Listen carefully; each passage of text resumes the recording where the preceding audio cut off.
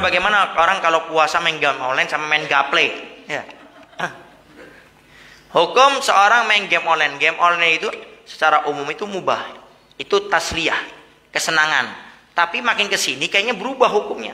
Karena kan mubah tahu, mubah itu kan definisinya tergantung kepada niat. Kalau orang main game online ternyata menyebabkan dia untuk hiburan sesaat, penat, tidak apa-apa. Tapi kalau main game online-nya ada unsur judinya, baru mubah jadi haram. Main game online-nya sampai akhirnya sholatnya keteteran, hukumnya jadi haram. Main game online sampai akhirnya dia itu sampai ribut sama temennya, hukumnya haram. Main game online sampai akhirnya orang tuanya nyuruh dia nggak mau, hukumnya jadi haram. Ya, jadi dilihat. Kalau main gaple sudah pasti haram. Mau pakai duit nggak pakai duit tetap haram. Beb nggak pakai duit, coba lihat dalam Al-Quran.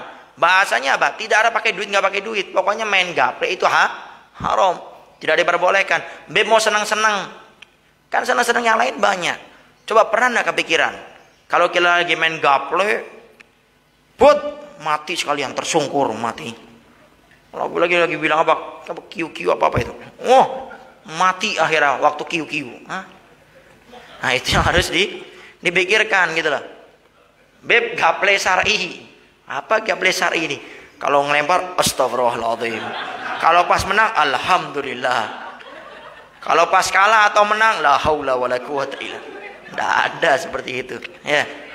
Itu dzatiyahnya sudah haram, dari asalnya sudah haram, tidak dibolehkan seperti itu. Ada yang asalnya halal, cuma setelah diproses jadi haram. Contoh apa itu? Apa itu yang bakal homer, minuman keras itu dibuat dari cuka, tape, ya kan? Ada kan tape kalau dipendem, dicampur apa gitu, dengan kedalaman berapa, itu 3 atau 5 hari dia bisa jadi homer. Itu tape aslinya halal, tapi setelah diolah, di apa bahasanya tadi? Nah itulah, takut kelihatan S1-nya ntar ya. Nah sehingga kalau gitu hukumnya jadi haram. Tapi kalau gaplek memang dasarnya itu tidak boleh. Nah ini khususnya kadang-kadang kalau dalam acara nikahan, acara khitanan, kadang acara maulidan juga malamnya ada itu gitu. Itu tidak diperbolehkan. Harus sedikit demi sedikit kita hilangkan. Kenapa?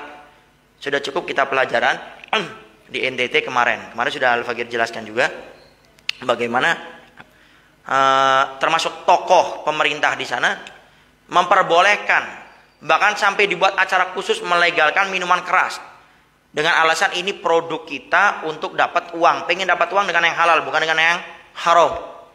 Akhirnya apa? Setelah dihalalkan seperti itu, Allah murka, Allah kirim itu pasukannya yang namanya air, cuma airnya bukan air hujan yang berkah, air hujan yang akhirnya menjadi bandang. Sampai akhirnya jembatannya, jalannya, rumahnya, saya tidak tahu berapa ratus atau beribu rumah hancur semuanya. Nah kita khawatirkan karena kita membiasakan kebiasaan yang buruk, takutnya Allah murka, naudzubillah min dzalik, itu yang kita khawatirkan.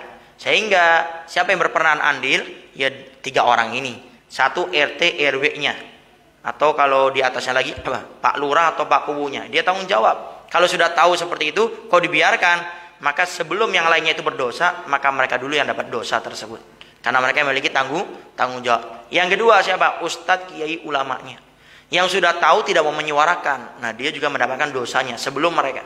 Yang ketiga si pemilik acara tentunya. Sehingga kalau ini bekerja sama, insya Allah, dan saya yakin bisa kita mungkin mengadakan acara sebelum, biasanya malam sebelum acara ya, malam sebelum acara kita adakan itu. Kita bisa mengadakan yang lain kok. Mungkin sesaat kita kenalkan hajir marawih, mungkin kosida atau mungkin pencak silat atau apa, mungkin bisa.